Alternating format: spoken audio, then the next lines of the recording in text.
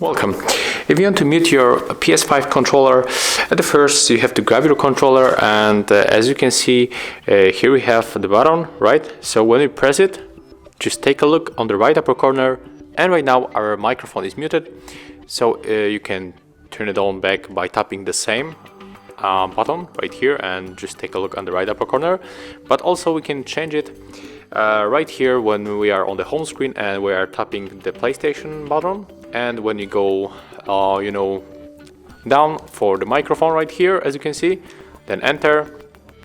And here we are also able to turn off or turn on mute, and we can also change the microphone input controller. So currently we got only our wireless controller, but if you connect the AirPods Pro, here you will be able to switch from this microphone of your controller to AirPods microphone. And also we can able to adjust the microphone level. So when you are here, you have to tap on the X, and after that you can simply just change it by moving on the right or the left, and after that you can just simply go back.